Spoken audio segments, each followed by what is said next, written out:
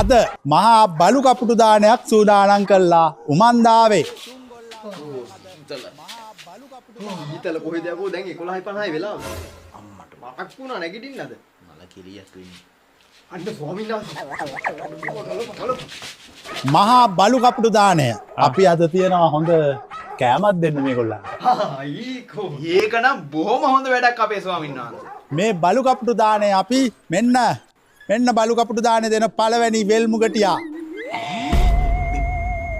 විල්මුකටියා. බුර වරෙල්ලා. බෝ මේට මේ පැත්තට ඵලයන් අන්න අරහෙ කෑම අරහෙ කාපල්ලද මොකද මේ ස්වාමීන් වහන්සේ අපිට මේ පොඩි දෙයක් දැනගන්න පුළුවන් නේද මේ ස්වාමීන් වහන්සේ මේකයි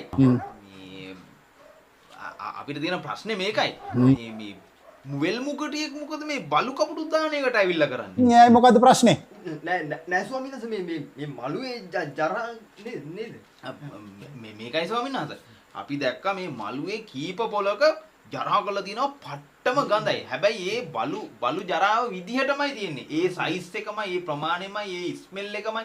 ඒකයි මේ අපි ඔබ වහන්සේගෙන් පොඩ්ඩක් අහලා බලන්න කල්පනා කරේ. කලාවක් ඒක.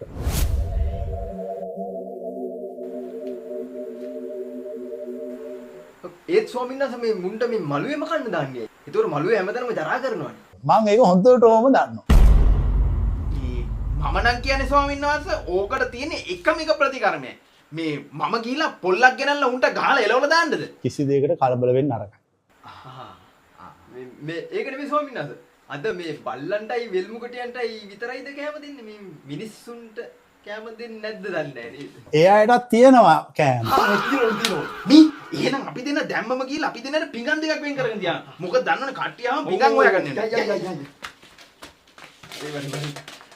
මේ ස්වාමීන් වහන්සේ මේ අද මේ මොනවත් දන්නේ නැහැ නේද මෙනු එකට තියෙන්නේ. හොඳ කෑමක් ලෑස්ති කරලා තියෙනවා.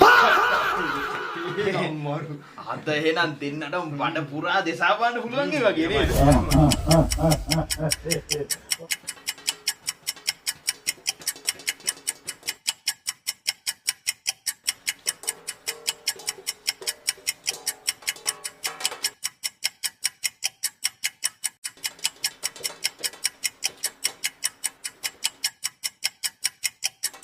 මේ තාම නෑනේ බං මට බඩගිනි නිකන් මේ ඇඟටත් පන නෑ වගේ බං. මේ ස්වාමීන් වහන්සේ කෑම කීයට වගේ දන්නේ නේද මේ අපිට ලබා ගන්න පුළුවන් ඉන්නේ. ඒ තාම හදාගෙන යනවා. දැන් මේක අපි දෙන්නෙකුට හැදුවා. දෙන්නෙට හැදුවා නම් හොඳම ප්‍රමාණවන්නේ ස්වාමීන් වහන්සේ.